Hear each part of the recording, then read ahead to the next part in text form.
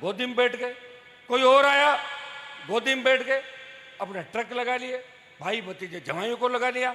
तो फिर जो लोग उनके लिए काम करेंगे वो जनता के लिए काम नहीं करेंगे, उनको सस्ती बजरी से कोई मतलब नहीं। मैं बजरी माफिया के खिलाफ हमेशा राजस्थान की विधानसभा के अंदर, चाहे वसुंधरा की सरकार थी तो भी यही बजरी माफिया वसुंधरा को जेब में लेके घूमता था, और गहलोत की सरकार के अंदर इस बजरी माफिया नहीं समझता कांग्रेस भी मेरी जेब में है और भारतीय जनता पार्टी भी मेरी जेब में है।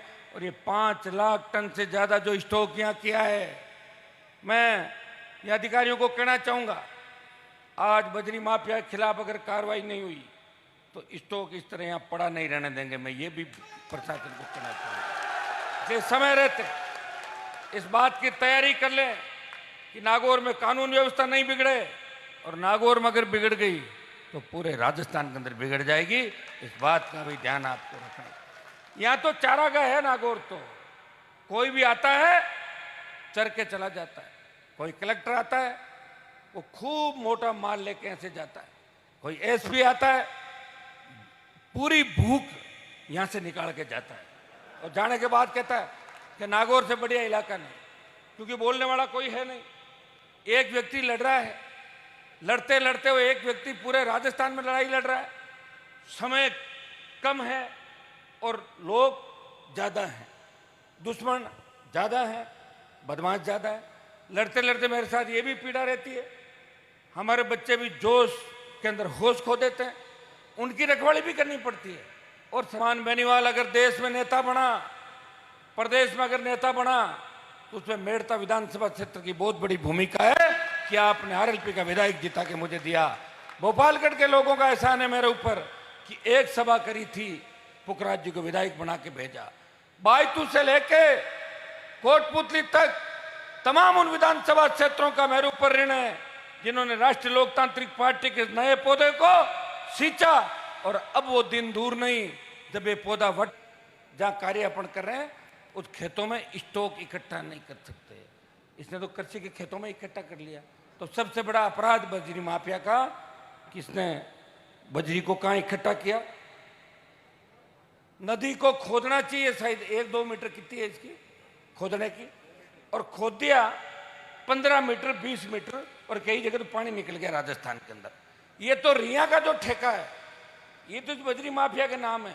ऐसे 82 ठेके हैं राजस्थान के अंदर इसके पास, जो किसी भांजे के, भतीजे के, किसी दूसरे परिवारों के, उन लोगों के, और सारे नेता इसकी जेब के अंदर नजर आते हैं। एक है रॉयल्टी। अरे भाई रॉयल्टी तो होती है जब अपना रॉयल्टी का कोई ठेका होता है, जब इसकी लीज है बजरी की, ये रॉयल्टी किस बात की लेता है। ये ट्रैक्टरों को टोकन कैसे दे सकता है मुझे बताओ। टोकन का तो सिस्टम ही नहीं इस मामले के अंदर। कितने मैं तमाम उन ट्रैक्टरों के और जिन जिन लोगों के खेतों से इसने बजरी खोदी है उन सबसे हम मामले भी इकट्ठे करें, मुकदमे दर्ज कराएंगे। इसके खिलाफ सैकड़ों मुकदमे बजरी माफिया के खिलाफ दर्ज कराएंगे जो गुंडागर्दी इसने रियासत क्षेत्र के अंदर करी है। बजरी मिले ट्रैक्टरों को, ये मेरी मांग रहेगी। वैसे तो मैं राजस्थान के अंदर ही इसका ठेका निरस्त करा दूंगा, और अगर सरकार के नजदीक आ गया तो इसकी जांच भी करा दूंगा, और सड़क पे गिरफ्तार करके इसको पैदल चला के जेल के अंदर भी ठुसवा दूंगा। ये भी आप सुन ले इसकी बात। ये तो अभी की बात है कि बजरी माफिया का दिमाग कैसे ठीक हो। बजरी के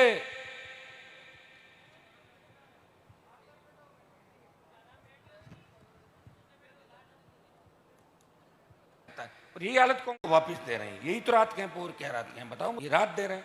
पेट्रोल डीजल 100 पार चला गया। दिल्ली वाले स्टेट पे डाल रहे हैं, स्टेट वाले टैक्स लगा रहे हैं। हरियाणा, पंजाब, यूपी के अंदर आप देखेंगे कि डीजल पेट्रोल की दरें कम है हमसे, 10 रुपए, 11 रुपए, 12 रुपए। कौन सुनने वाला है, कौन पुकार करेगा। जब भारतीय जनता पार्टी ने आपस में हाथ मिला लिया, जो आरोप 2009 के अंदर मैंने लगाया था कि वसुंधरा गहलोत मिले हुए, और गहलोत ने कहा पिछले दिनों कि वसुंधरा अगर नहीं होती तो मेरी सरकार नहीं बचती। 15 साल बाद ये आरोप सत्य साबित हुआ। अगर कोई व्यक्ति लड़ रहा है, और भाइयों पार्टी बना के लड़ने के अंदर बहुत जोर आता है। लोग तो हमारे नेता भी हुए नागौर के अंदर, बड़े बड़े नाम बड़े थे। कभी तो लोक दल के टिकट वहां से खुद लाते थे, उसमें शील किसी और की होती थी। कभी दमकीपा लाते, कभी कोई बिहार की पार्टी लाते। इस राजस्थान के अंदर 70 साल में अगर इस चुनौती को स्वीकार किया और यह संदेश दिया कि मैं इस राजस्थान के मेरे भाइयों को कर्ज मुक्त कराऊंगा, फ्री बिजली दिलाऊंगा, हुंकार रैलियों के माध्यम से मजबूत लोकायुक्त होगा, जवानों को रोजगार होगा और टोल मुक्त राजस्थान होगा, उसके बाद पार्टी बना के 29 अक्टूबर को इस पार्टी को 5 साल हो जाएंगे। अगर इस देश में सबसे नई पार्टी और राजस्थान की पहली पार्टी जो नागौर सहित पूरे राजस्थान के किसान के बेटों ने, जवानों के संघर्ष ने इस पार्टी का निर्माण किया, और ये बोतल का चिन्ह और ये झंडा जो देख रहे हो, आदमी के मन में पुलिस के प्रति इज्जत हो। आजकल लोग कर क्या रहे हैं, पुलिस के पास नहीं जाते, लोग गुंडों की चौकट पे जाते हैं। गुंडे भैया मेरा एक काम करा दो, पुलिस वाले के चक्कर में उलझ गया तो पूरी जिंदगी खराब हो जाए, तो गुंडे काम करवा रहे हैं पुलिस से ज्यादा। तो आप राजस्थान के अंदर आप देख रहे हैं अपराध में हम 23वें पायदान पे थे, 1 नंबर पे आ गए।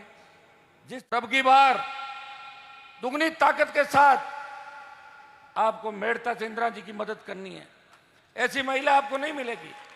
मुझे याद है वो दिन जब गहलोत और अमित शाह पार्टियां तोड़ रहे थे राजस्थान के अंदर, जब गहलोत की सरकार गिर रही थी, बीटीपी टूट गई, लोकदल टूट गया, बसपा हाथी समेत कांग्रेस में चली गई, और आपका दूसरे जो दल थे कम्युनिस्ट वो भी कांग्रेस में चले गए। उस समय प्रदेश की एक ही पार्टी, वो सब मुकदमे दर्ज कराओ इसके खिलाफ। दम है क्या? तो कागज ले लेकर आ जाना, अभी मैं यहीं बैठा हूं, ठीक है ना।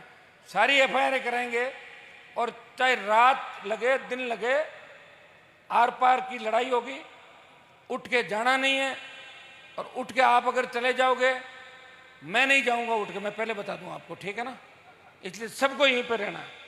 और अगर कोई बीपी का पेशेंट हो, कोई टेबलेट वगैरह तो मंगा लो अभी टाइम पे ही, क्योंकि आज आर पार का मामला करेंगे हम, ऐसे नहीं जाएंगे।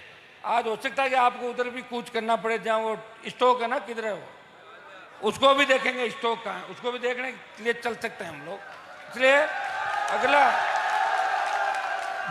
अगला मेरा, मैं खड़ा होकर बोलूं जब जाना, पहले ही जाके स्टॉक में मत घुस जाना तुम लोग, शांति रखो। एक बार क्या गाड़ियां ले रहा आएगा, पहले रुको एक बार मैं खड़ा होकर जब बोलूंगा ना कि हमारी बात नहीं बनी, तब अपने को अगला कदम उठाना है। आप सब मेरे पीछे रहोगे, समझ में आ गई ना। आगे मैं रहूंगा और पीछे आप लोग रहोगे। अभी एक बार बैठ के बात कर रहे हैं, कोई अगर रास्ता निकलता है तो हम देखेंगे, और नहीं निकलता है